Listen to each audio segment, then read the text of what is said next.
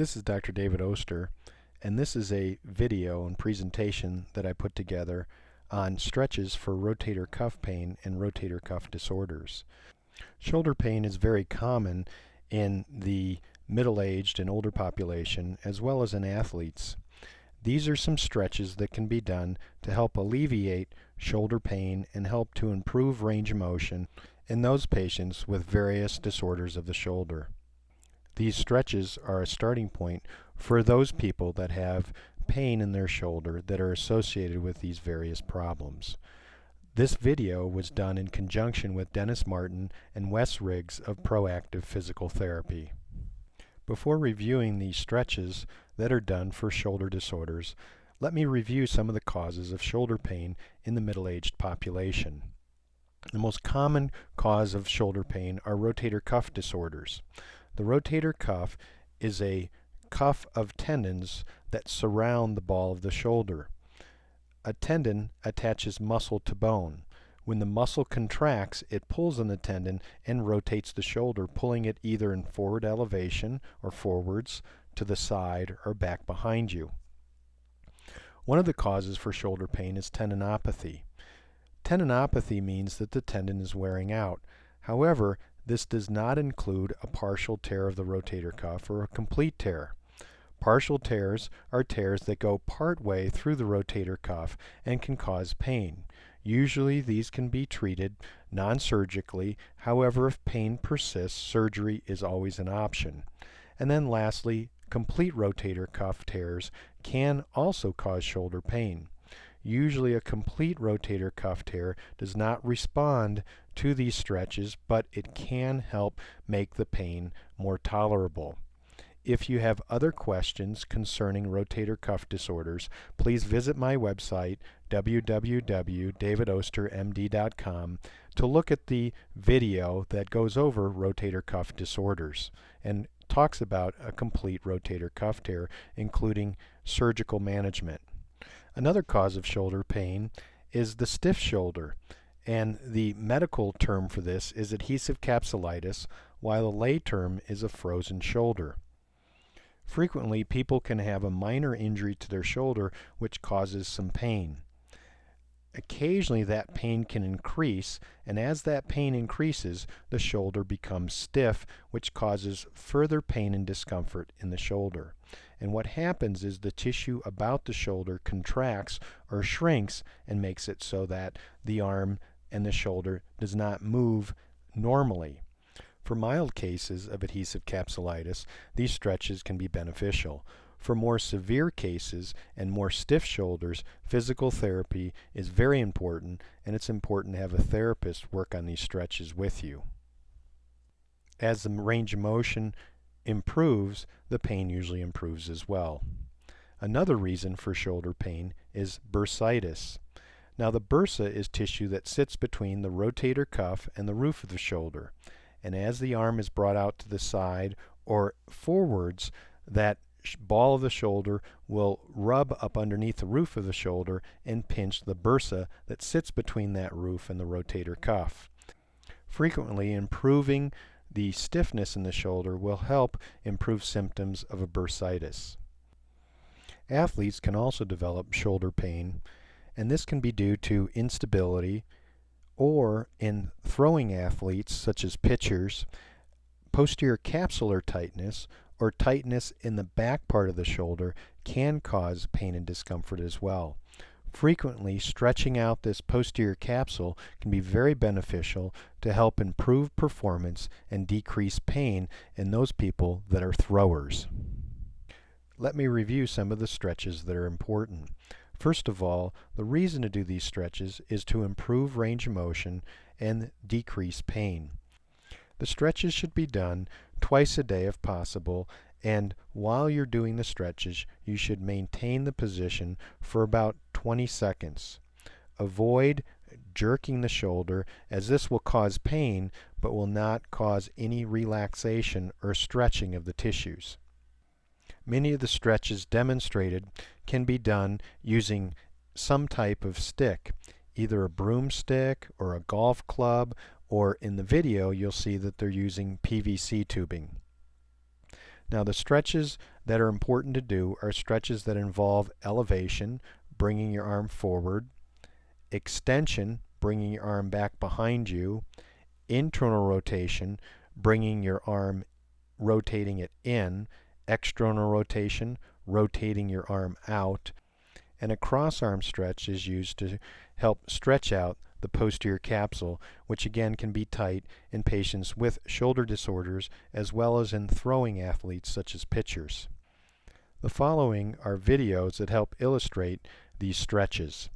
The first video will review forward elevation and external rotation. So with shoulder pain or rotator cuff tendon problems that may not be full thickness tears, but just irritation, we like to start patient on just a terminal stretching program. Even if the range of motion's good, we'll take a broomstick handle, piece of PVC pipe, a golf club, whatever you can use, and take from the lap all the way down, all the way overhead with your elbows straight. And what you're going to think about is if the ceiling is above his hands, he's really going to try and elongate his shoulder girdle and stretch and reach to the ceiling there and back down. At the top or the end of the range of motion, you may experience a little bit of a gentle pinch.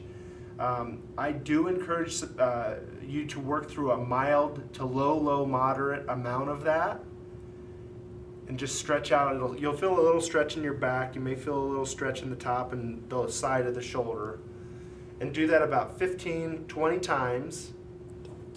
Yeah, you don't want the elbows to bend. If you do this, you're really not getting a good soft tissue stretch of some of the shoulder girdle here. Simply reach, elbows straight, and stretch to the top of the ceiling and back down. Again, a little bit of discomfort with this is okay to work through. Another stretch, if our injured shoulder is the left shoulder here, you're going to have the elbow slightly away from the side at about 45 degrees, so you don't want the arm right here. You can start with it just here, keeping the elbow bent 90 degrees. Rotate your shoulder out to the side.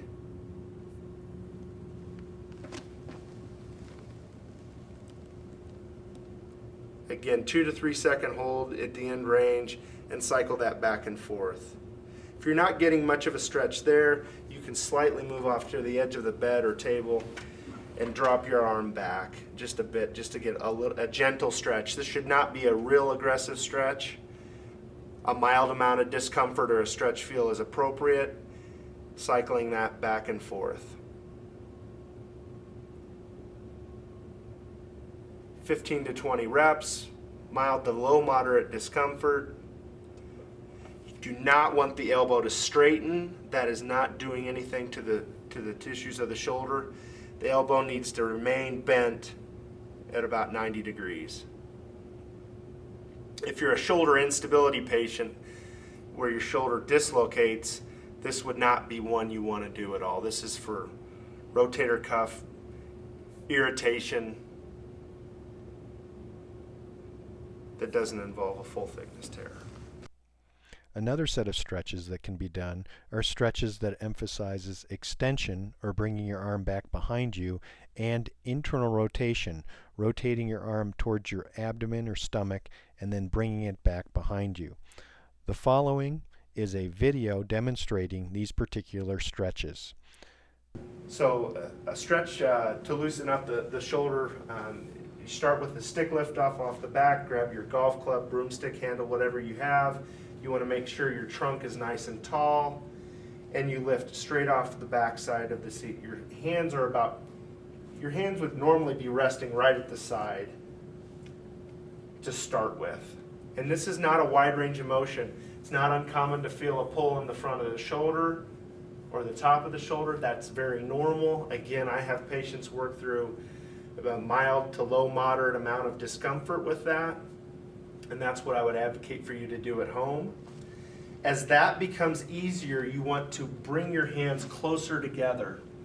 So you're going to take your hands closer together until they actually touch. Once you're able to perform this exercise with your hands in direct contact with each other, The closer they get, the more intense your stretch will be here. As your shoulder loosens up, you'll be able to do this. The next phase, you'll bend your elbows and take your hands up the back and then gently lift off. And it is not a wide range of motion. Once you're unable to achieve that, you can do a simple towel stretch where you use the uninvolved shoulder to gently assist the thumb up the center of the back. Again, this should be high mild to low moderate intensity stretch. It certainly shouldn't be anything that's agony, that is a severe amount of pain or discomfort. And this one will take time to loosen up. This may require several days to even weeks at a given range to loosen up. And I would advocate doing this, start off twice a day. And if you can get to a third session, that's great. But twice a day, morning, sometime in the mid-evening is enough. Otherwise, you may overdo it. The next stretch that's going to be demonstrated is an external rotation stretch. This is a stretch that turns the arm away from the body, and this can easily be done in a door frame. A door stretch is another stretch for rotator cuff irritation that often can help liberate the shoulder, loosen the shoulder up, and decrease your symptoms. It's a simple door stretch. We start just a slight bit below 90 degrees. If you get too high, that can potentially irritate your shoulder. So around 90 degrees or maybe slightly lower. Put your arms against the door jamb, and you're just going to lean forward until you get a gentle stretch in the chest wall. Again, shoulder instability patients where you dislocate your shoulder, this is not one that we would advocate. Again, this is for rotator cuff irritation. Lean forward, gentle stretch to the front, high mild to low moderate intensity, 15 to 20 seconds in terms of holding the stretch, 4 to 5 repetitions. Longer is better. I would advocate 2 times a day for this to start with. If you're really restricted and you want to start lower, you certainly can. You can do one arm at a time. Let's just do one arm at a time here. A stretch here. Working your way to a point where you get both shoulders at the same time.